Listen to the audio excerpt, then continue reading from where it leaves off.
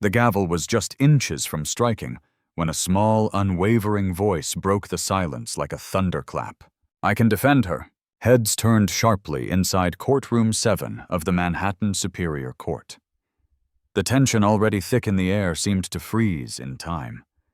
And there, standing alone in the back row, usually reserved for silent spectators, was Jordan Walker, an 8-year-old black boy in scuffed sneakers, an oversized hoodie, and eyes that burned with something far beyond his years.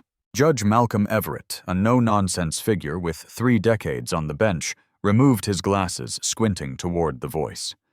"Young man, this isn't a place for jokes." Jordan stepped into the aisle, his small hands trembling but his chin high. "I'm not joking, Your Honor. I know the law, and I know she didn't do it."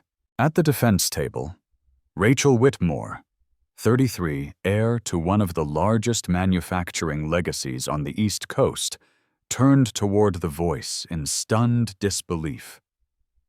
She had been fighting fraud charges for 6 months, slowly watching her reputation and life collapse. And now her own lawyer had just abandoned her. Jordan's voice cut through the courtroom again, steadier this time. "She's being framed and I can prove it." Everyone stared. A janitor's son. An orphan. A boy no one ever saw coming, ready to stand against billion-dollar interests, seasoned prosecutors, and a courtroom full of strangers because he believed in justice. And justice was about to get loud. Judge Everett's brows furrowed as murmurs spread through the courtroom like wildfire. "Son, who are you?" he asked, trying to mask the mix of skepticism and curiosity. "Jordan Walker, Your Honor," the boy answered, gripping a small, tattered notebook in his hand. "My dad used to work in law. He taught me how to spot the truth and lies." There was an audible scoff from the prosecution's table, where Assistant District Attorney Karen Bellamy, known for her ruthless demeanor, leaned back in her chair, arms folded. "This is absurd. A child defending a white-collar fraud case?" But Jordan wasn't deterred. He stepped closer to the front, closer to Rachel Whitmore, who sat at the defense table, pale and defeated. Just moments ago, her attorney had withdrawn, citing irreconcilable differences. But Jordan had seen the truth, hiding in plain sight, truths that adults had either missed or ignored. "I've been sitting in the gallery every day for the past 3 weeks, Jordan said, his voice growing stronger. "I've read every piece of evidence submitted. I've listened to every testimony. And I saw what none of you did." Rachel looked up at the boy, her eyes filled with disbelief and slowly, hope. Judge Everett leaned forward. "And what exactly did you see?" Jordan didn't hesitate. He pointed straight at the prosecution's table. "Her fiancé, Mr. Kevin Maddox, the man who just walked out and left her here to sink. He's been working with someone in this very courtroom. He's been paid off. 3 wire transfers, each $50,000, went from a shell corporation tied to Whitmore consolidated into his personal account. I have the receipts." Gasps echoed across the chamber. The reporters who'd nearly packed up their gear suddenly scrambled back into position, pens flying across notepads. The courtroom had become a pressure cooker, and the temperature was rising fast. "Your Honor," Jordan continued, now flipping open his notebook, "the real criminal is still sitting here. And if you give me just 10 minutes, I'll show you exactly how Rachel Whitmore was set up." Judge Everett leaned back in his chair, stunned into silence. In all his years, he'd never seen anything like this, an 8-year-old child unraveling a corporate conspiracy from the back row. At the defense table, Rachel sat up straighter, blinking back tears. For the first time in weeks, she wasn't drowning. Someone unexpected had thrown her a lifeline, and his name was Jordan Walker. The silence that followed was suffocating. Then Judge Everett exhaled slowly and gestured to the bailiff. "Let the boy speak." Jordan didn't waste a second. He walked toward the front with the poise of someone far beyond his years. He opened his notebook, dog-eared, scribbled with notes in purple and blue ink, and flipped to a page marked with a sticky tab that read, "Follow the money." 3 weeks ago, Jordan began. "I noticed something strange. Every time Rachel's lawyer, Mr. Maddox, stood up to speak, he avoided challenging the prosecution. He didn't object when false information was presented. He let them paint her as greedy and careless. But I kept seeing him whispering into his phone during breaks. I got curious. He held up a folded receipt. This came from a trash bin outside the courthouse cafeteria. It's Mr. Maddox's lunch receipt. On the back, he wrote down a bank account number. That same number shows up on a series of wire transfers filed in the court record as anonymous evidence. Evidence that falsely links Rachel to embezzled funds. Ada Bellamy shot up. Objection. This is highly irregular. Sit down, Ms. Bellamy, Judge Everett, said his voice tight with authority. Let the boy finish. Jordan's voice sharpened. The payments didn't go to Rachel. They went to account 4839201 and seen. That account is tied to a company called Ilaris Holdings, a shell company. I did some digging at the public library, and guess who's on the board? He turned a page and held up a blurry printout from a public corporate registry. Leland Maddox. Kevin Maddox's older brother. Former investment banker. Now CEO of a firm that doesn't produce anything. Just collects and moves money. Rachel gasped. The pieces were falling into place. Jordan looked over at her. He didn't just leave you, Miss Whitmore. He betrayed you. Then he turned back to the judge. But that's not all. There's a woman who's been sitting 3 rows behind the prosecution every day. She always wears dark sunglasses and a navy suit. She's not on the prosecution team. Not family. But I saw her speaking to Mr. Maddox outside the courtroom. I heard her say, and I quote, "Make sure the folder ends up in her briefcase. One slip up, and we lose the whole inheritance." Rachel's hand flew to her mouth. Jordan reached into his hoodie and pulled out a thin folder wrapped in plastic. This is the same blue folder that was supposedly found in Rachel's bag last week. I saw that woman slip it in when Miss Whitmore stepped into the hallway during recess. It's filled with fake documents, transactions, forged signatures, all designed to frame her. The courtroom exploded in whispers. One of the jurors visibly shook her head, shocked. Reporters scrambled over each other, capturing every word. Judge Everett raised his gavel, but paused, looking down at the boy with a mix of awe and growing suspicion. And why Jordan? Why would they go to such lengths to destroy this woman? Jordan's eyes didn't waver. Because if Rachel is convicted, she loses access to the Whitmore estate. Everything reverts to the board, specifically to Kevin Maddox and his consultants. It was never about justice. It was always about greed. A deadly quiet fell over the courtroom. Then suddenly movement from the back security guards rushing toward the exit.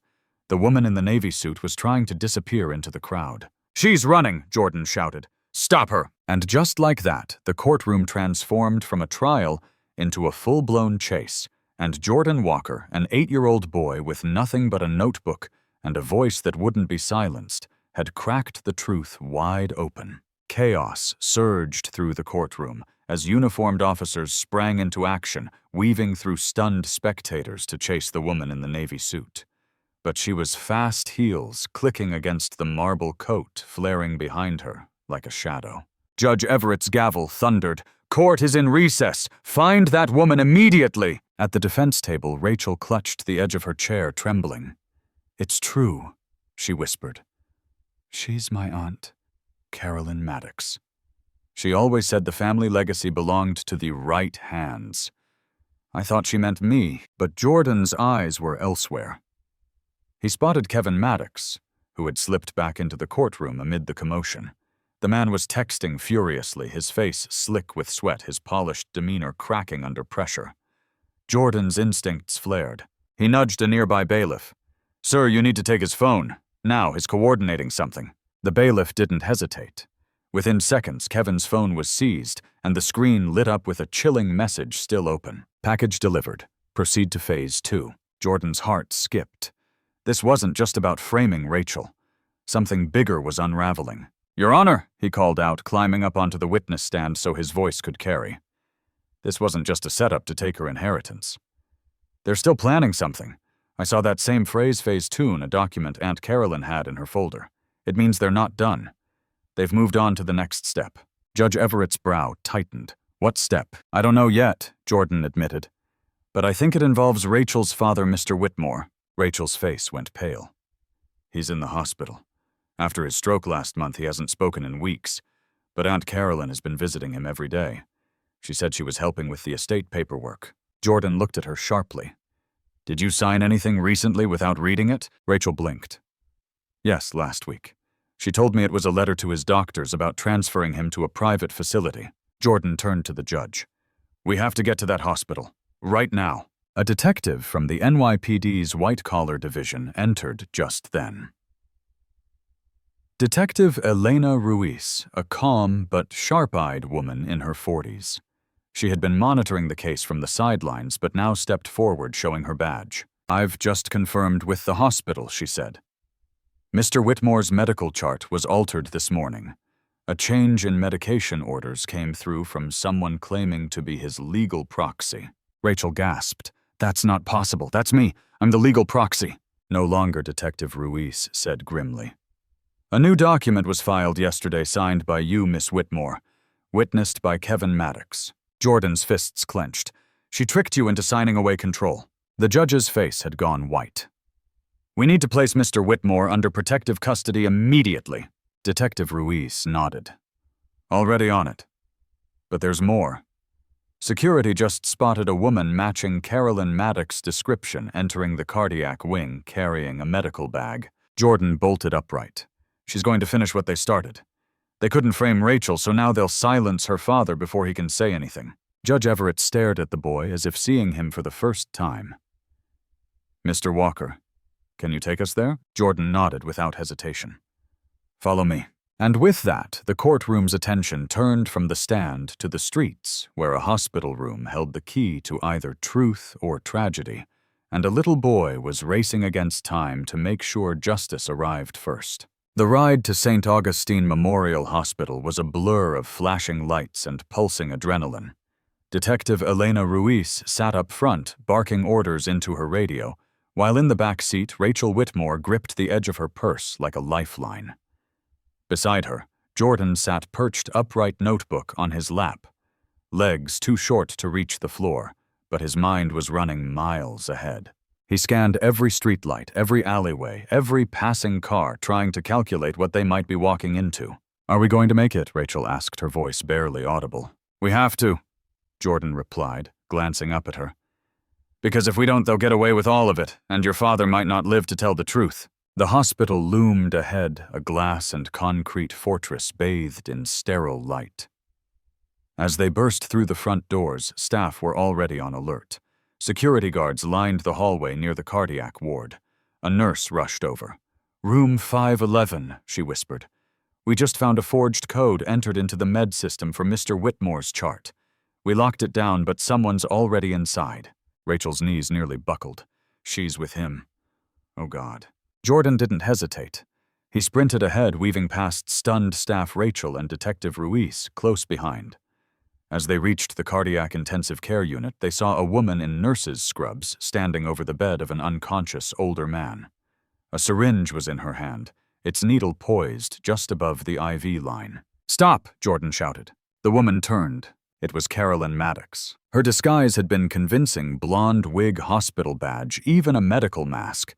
But her eyes betrayed her. Cold. Determined. Dangerous. You little pest, she hissed. You should have kept your nose out of grown-up business. Jordan didn't flinch.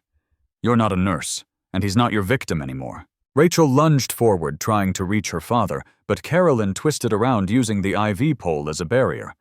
You think you've won, she sneered. You think I'd let decades of Whitmore money go to a naive little girl, and her pathetic father who gave it all away to charity? Detective Ruiz drew her weapon. Drop the syringe, now. But Carolyn backed toward the wall, fumbling for something in her coat. She's got a second needle, Jordan yelled. Carolyn darted toward Mr. Whitmore's side. But Jordan was faster. He lunged, slamming the emergency call button on the wall with all his might. The sirens blared instantly. Carolyn froze for a moment too long. Security burst through the doors. 2 guards tackled her, wresting the syringe from her hands, just as Dr. Keller, the attending cardiologist, rushed in with a crash cart. Flush the line, he ordered. Monitor vitals. And someone get that toxin to the lab now. Carolyn screamed as she was dragged out. This isn't over. The board will come for you. Every dime belongs to us. Rachel crumpled beside her father's bed, sobbing in relief. Dad, you're safe. You're going to be okay. Jordan stood silently at the foot of the bed, his chest rising and falling. Dr. Keller checked the monitors, then turned with a weary smile. He's stable. Whatever she planned, it didn't work. He's going to wake up. Detective Ruiz exhaled. Kid, I don't know how you did it, but you just saved a man's life and probably exposed the dirtiest inheritance scam this city's seen in decades. Jordan looked at Rachel, then down at his notebook. His voice was quiet, but firm. We're not done yet. He turned to Detective Ruiz. There's still someone else pulling the strings, and I think I know who it is. Detective Ruiz's eyes narrowed. What do you mean, Jordan? Who else is involved? Jordan flipped to the last page in his notebook, the one he'd been saving, the one his father had scribbled on in faded black ink before he passed. He held it out. I didn't understand it before, but now I do. It was a phone number next to just one word, insurance. Rachel peered over his shoulder. That's a DC area code. Jordan nodded. My dad told me once, if anything ever happened to him and if I thought someone was trying to hurt good people, I should call that number. Detective Ruiz took the paper and frowned. Well, run it. But I've got a feeling we're about to stir something much bigger. Just then, the lights in the hallway flickered. A nurse rushed up to them. Security just reported a power outage in the admin wing. Cameras are down. Someone disabled them manually. Ruiz turned sharply. They're covering their tracks. Another security guard jogged toward them. Mamueve spotted a man in a black suit entering the elevator. He used a staff badge, but no one recognizes him. He's heading to the 10th floor. Rachel gasped. That's the executive wing. My father's legal files, his will, everything's kept in the office suite up there. Jordan stiffened. That's it. That's where they'll try to destroy the evidence before your father can wake up and talk. Ruiz grabbed her radio. All units to the 10th floor now. Lock it down. No one in or out without my say. They raced to the elevators, but Jordan held up a hand. Wait. Don't take the elevator. If they've already accessed the admin systems, they could trap us. Ruiz gave him a surprised look, then nodded. Stairs it is. They burst into the stairwell and climbed quickly, Jordan leading the way with remarkable precision for a child. On the 10th floor, as they eased open the heavy door, they immediately spotted the man in the black suit, rifling through file drawers in a sleek, glass-walled office. And then Rachel froze. I know him, she whispered. That's Judge Franklin Harrow. He was the one who approved the motion to freeze my accounts last month. Ruiz's blood ran cold. A sitting judge. Jordan's voice was steady. No, a puppet master. He's the one who gave Carolyn access to the court files, the one who let Kevin into your financials, and I think he's the one who scared my dad into silence. Judge Harrow looked up, startled, but only for a second. Well, he said smoothly, I suppose the boy has figured it all out. Ruiz drew her gun. Don't move, Judge! But he only smiled. You're too late. Suddenly the windows behind him shattered with a loud crack. A smoke grenade rolled in, flooding the room with thick white vapor. From within the fog, a second man stepped forward, grabbing Harrow's arm. It's time, he said coldly. We're leaving. No! Rachel yelled, racing forward. You're not taking him! But Jordan was faster. He leapt forward, slammed his notebook into the alarm switch, and set off a piercing siren that echoed across the hospital floor. Strobe lights flared. Security flooded in. The smoke began to clear, and both men were caught mid-escape. Within seconds, Judge Harrow and his accomplice were tackled to the ground. Rachel collapsed into a chair, shaking. It's over. Jordan shook his head, sweat on his brow, but fire still in his eyes. No, he said quietly. Now it really begins. Because this goes all the way to the top. The aftermath of Judge Harrow's arrest rippled through the hospital like shockwaves. Agents in dark suits stormed the executive wing within minutes, securing documents, confiscating hard drives, and interrogating hospital administrators who had unknowingly played roles in the conspiracy. Judge Harrow and his masked accomplice were handcuffed and led out through the service entrance away from the growing crowd of media already gathering outside.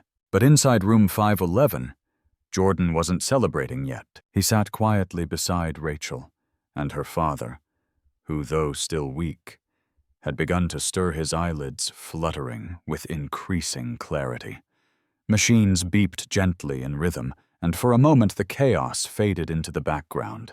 Then the door creaked open again. Agent Tessa Monroe from the FBI's Internal Corruption Task Force stepped in, flanked by two colleagues. A tall, commanding black woman in her 50s, Monroe radiated a calm intensity. Her eyes scanned the room and settled on Jordan. "You must be Jordan Walker," she said, voice low and respectful. "I've read every word you wrote in that notebook. You didn't just expose a crooked judge, you cracked open one of the most sophisticated white-collar crime rings we've seen in a decade." Jordan looked up, tired but focused. "I just wanted to help Miss Rachel." Monroe smiled, but her face quickly turned grave. "Well, son, you did more than that. What you uncovered tonight connected directly to at least 6 other estates' families who lost everything through court rulings tied to Judge Harrow." Rachel's jaw clenched. "They've been doing this for years." Agent Monroe nodded. "And you were the missing piece." She turned toward Detective Ruiz.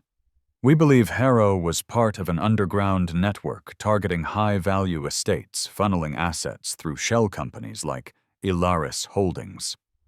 Carolyn Maddox and Kevin were just the front-line players. But someone else, someone much bigger, has been pulling strings behind the curtain." Jordan's eyes narrowed. "Harrow mentioned someone. Right before he tried to run, he said, 'We're leaving.' He wasn't working alone." Ruiz added, "And he kept checking his watch. Not like he was late, like he was sinking to something." Monroe pulled out a folder. "Our surveillance teams picked up chatter about a larger operation based out of D.C. They've been coordinating these estate takeovers nationwide, using planted judges, bribed attorneys, and even hospital insiders." Rachel looked down at her sleeping father. "So they really were trying to erase him, to make it all disappear." Jordan turned to Monroe, voice soft but steady. "So what happens now?" Monroe stepped closer, crouching to his level. "Now we make sure this never happens again. But we can't do it without you, Jordan. You've got something most agents don't. You see the little things. You connect the dots." Rachel leaned in. "Are you asking him to help with the FBI?" Monroe smiled. "We're not asking him to wear a badge, not yet, but we'd like him to be part of our task force. You'd review documents, follow paper trails, help us trace where Harrow's web leads next." Jordan blinked, stunned. "I'm just a kid." Monroe's eyes twinkled. "You're the kid who brought down a judge." He glanced down at his notebook. The pages now stained, bent, and irreplaceable, and then at Rachel, who smiled with tears in her eyes. "You don't have to say yes now," Monroe said gently. "But you should know this fight isn't over. Not yet." And as Jordan looked at the hospital window, where the skyline blinked in quiet defiance, he knew deep down they had pulled one root, but the tree of corruption was still standing, and he was ready to bring it down. As dawn broke over Manhattan, the skyline bathed in soft gold, Jordan stood silently by the window of Rachel Whitmore's hospital room. Behind him, Mr. Whitmore had just opened his eyes fully for the first time in weeks. Rachel was crying, but this time from relief. The nightmare was lifting. Jordan turned as Agent Monroe entered once more, this time without her briefcase or her badge on display. "We've frozen every account connected to Ilaris Holdings," she said, "and Judge Harrow gave us a name. The architect behind the entire operation is someone we've been chasing for years." Jordan looked back at the city. "So it's really just beginning." Monroe nodded. "But this time they won't see you coming." Rachel walked over, placing a hand on Jordan's shoulder. "You gave me back my father, my life. You didn't have to, but you chose to." Jordan looked up at her, then down at his tattered notebook. "Someone once told me justice isn't about being the strongest. It's about being brave when it's hardest. Sometimes the people who change the world aren't the loudest, the richest, or the oldest. They're the ones who pay attention when others look away." Like Jordan, we all have moments where we can choose to act or stay silent. True courage is doing what's right, even when no one expects it from you. If this story moved you, tell us in the comments. What would you have done in Jordan's shoes? Would you have spoken up?